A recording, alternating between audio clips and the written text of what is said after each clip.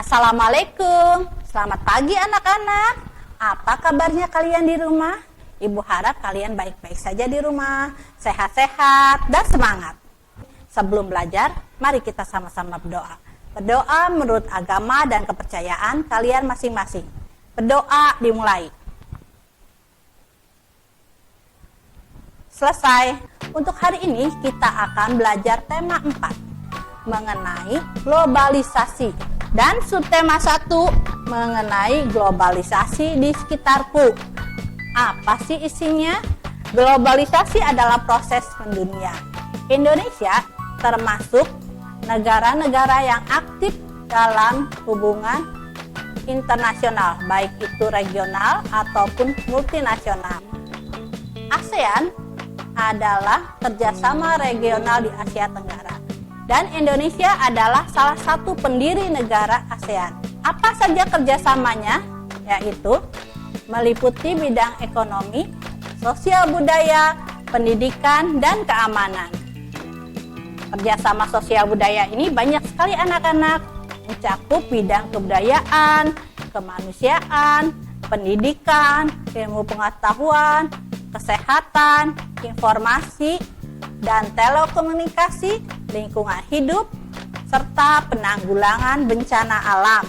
Kerjasama sosial budaya ini ditangani Komite Pengembangan Sosial yang disebut COSD. Apa sih COSD itu?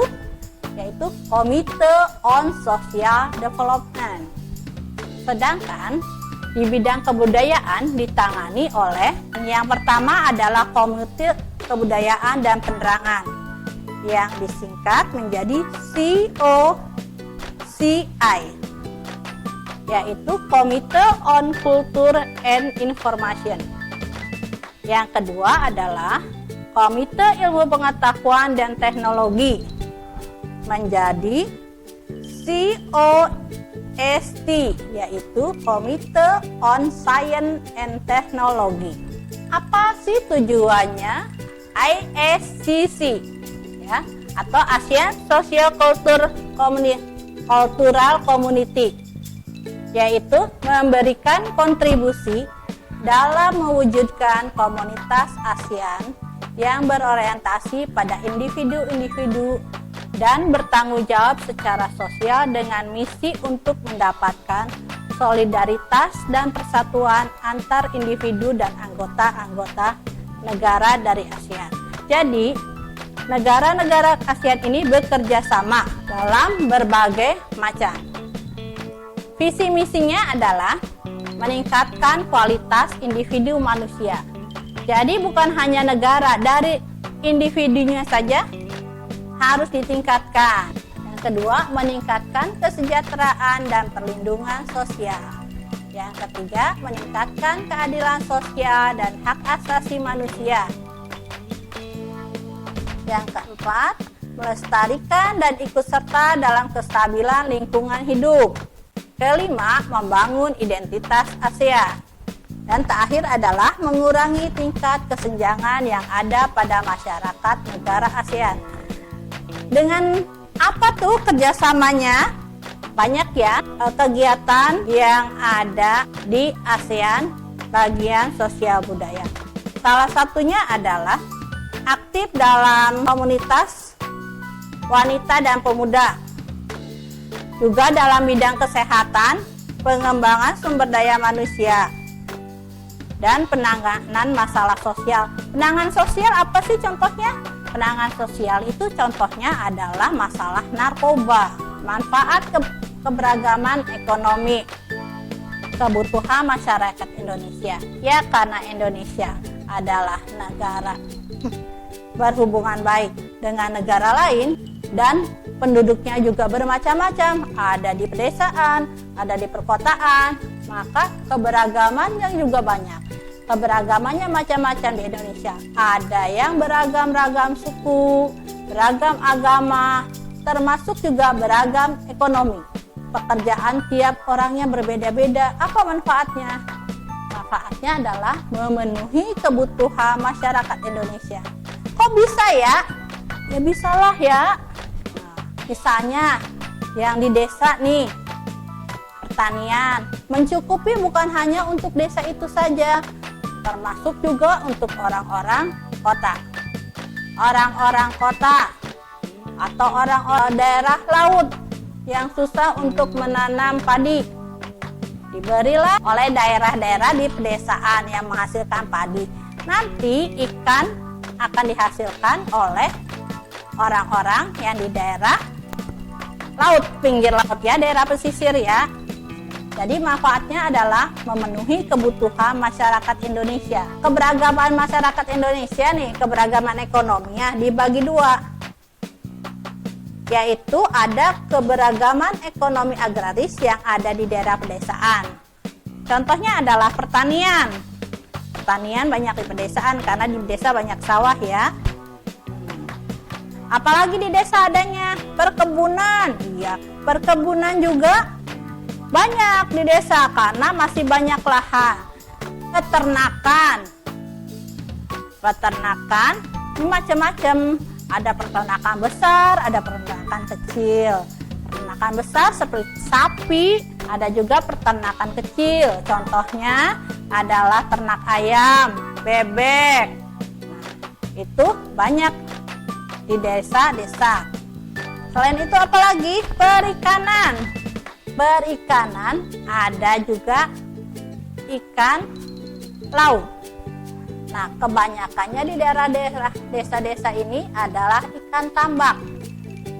Di sana banyak tanah, lalu dibuat tambak-tambak ikan. Contohnya ikan lele, ya, ikan mas. Banyak sekali di sana. Kehutanan. Kehutanan masuk, Bu? Ya, masuk.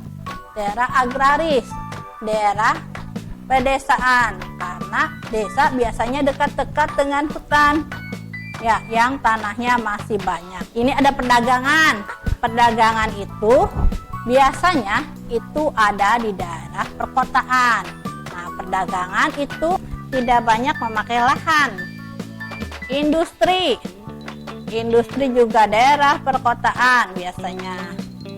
Jasa ini dibagi anak-anak. Banyak contoh tenaga kerja yang menawarkan jasa. Contohnya adalah tukang cukur. Tukang cukur rambut itu menawarkan jasa memperbaiki model rambut kamu, merawat rambut kalian. Nah, jadi dia menghasilkan jasa. Nah, perdagangan industri dan jasa termasuk adalah keberadaan ekonomi non-agraris yang ada di daerah perkotaan. Sistem tenaga kelistrikan. Di kota banyak menghasilkan usahanya, banyak yang menggunakan listrik. Sekarang apa sih sistem tenaga listrik atau STL? Sistem tenaga listrik yaitu rangkaian instalasi penyaluran listrik. Ada 4 langkah ini biasanya. Langkah pertama adalah pembangkitan. Pembangkitan adalah proses listrik yang dibangkitkan. Apa maksudnya ya? Maksudnya adalah energi awal dipakai untuk memutar turbin yang terhubung dengan generator akan menghasilkan listrik. Itu arti pembangkitan ya, proses listrik yang dibangkitkan. Contohnya energi awalnya apa? Air. Gerakan air itu digunakan untuk memutar turbin. Turbin yang akan dihubungkan dengan generator yang nantinya akan menghasilkan listrik. Itulah yang disebut dengan PLTA, pembangkit listrik tenaga air.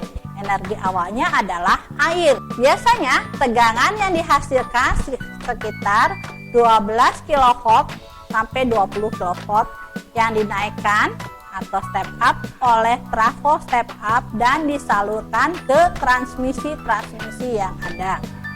Yang kedua adalah transmisi. Apa sih transmisi itu? Transmisi adalah proses penyaluran listrik dari pembangkitan. Tadi kan dibangkitkan ya pakai generator, air dibangkitkan dari generator, terus disalurkan. Nah, transmisi ini yang proses penyalurannya. Maksudnya apa tuh? Maksudnya adalah Tegangan dari pembangkitan dinaikkan menjadi tegangan standar transmisi di Indonesia, yaitu sekitar 70 kV atau 150 kV. Apa sih tujuan tegangan dinaikkan? Yaitu agar mengurangi rugi daya akibat panjangnya saluran.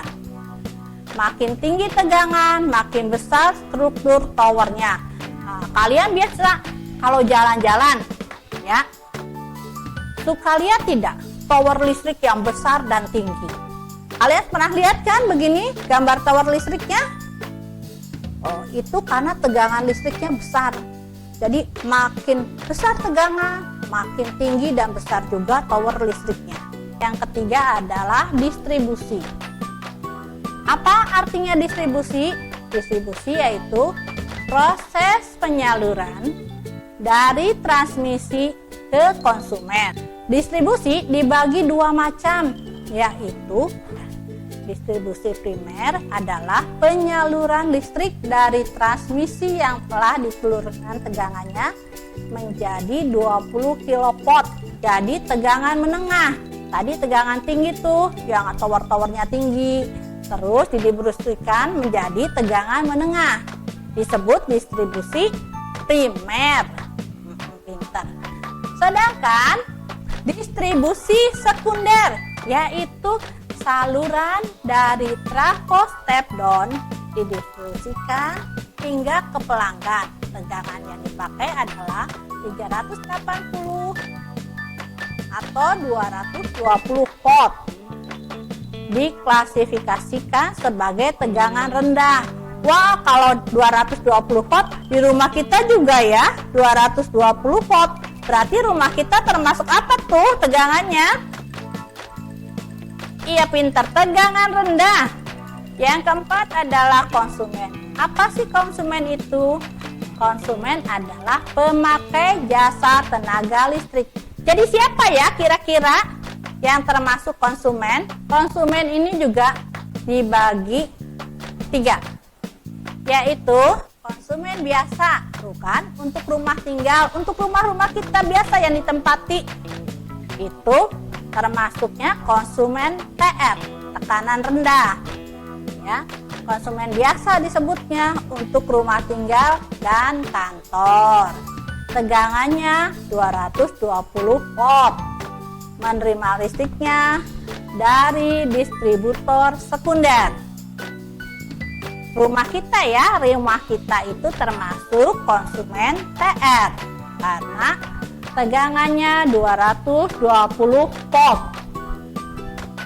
Yang kedua, konsumen TM. Ini yang menengah ya. Biasanya adanya di mall, di hotel.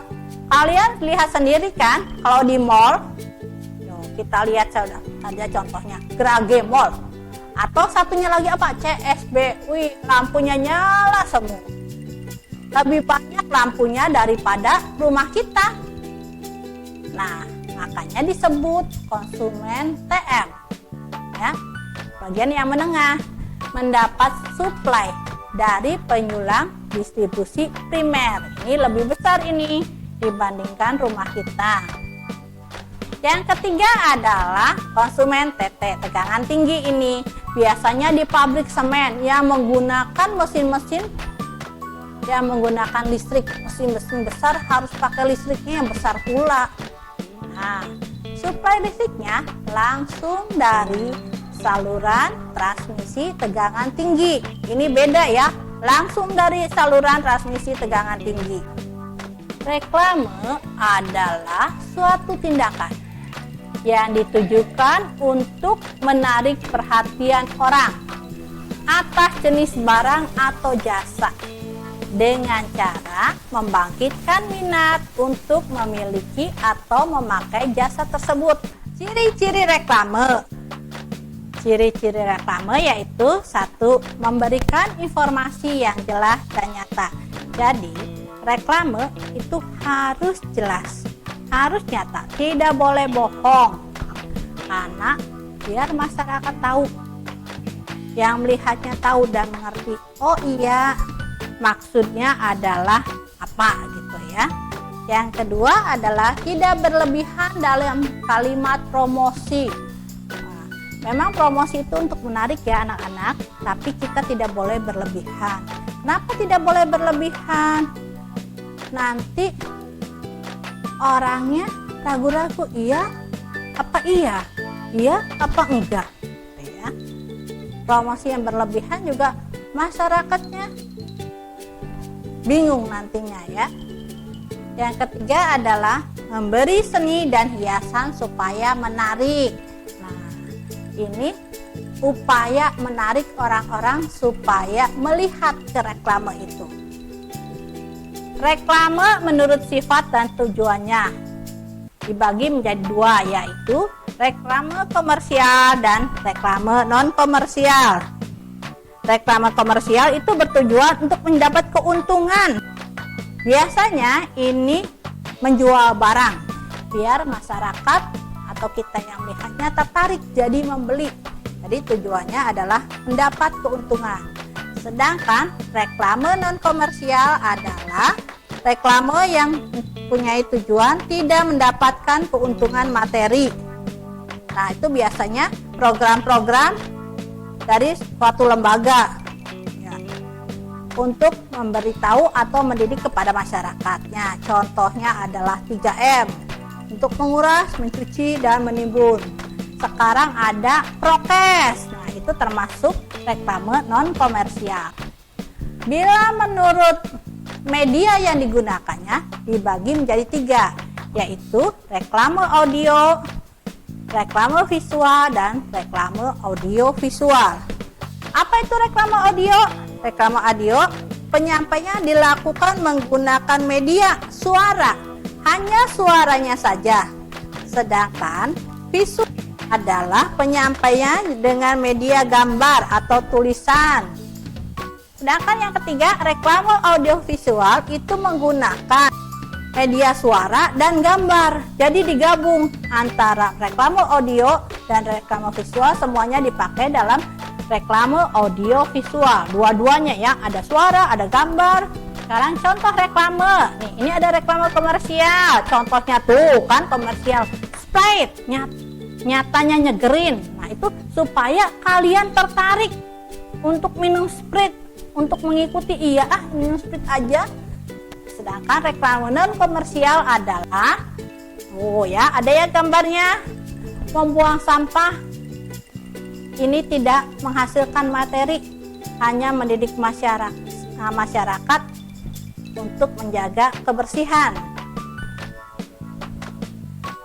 Sedangkan poster tuh apalagi? Poster juga sama, reklame, tapi dibuatnya di atas kertas, berisi kalimat dan gambar yang mendukung isi poster.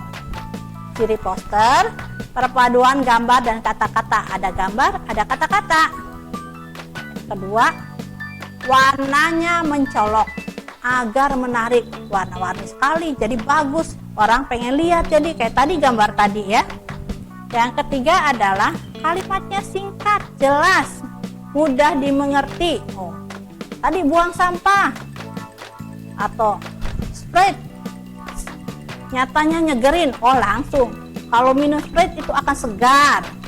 Yang keempat, dipasang di tempat strategis. Itu materi dari Ibu hari ini. Mari kita tetap belajar, mari kita tetap sehat dan semangat. Jangan lupa kita harus tetap menjaga kesehatan dan tetap belajar. Mari anak-anak, kita semua berdoa setelah pelajaran selesai. Berdoa dimulai. Selesai. Terima kasih anak-anak. Ibu sampai sini dulu.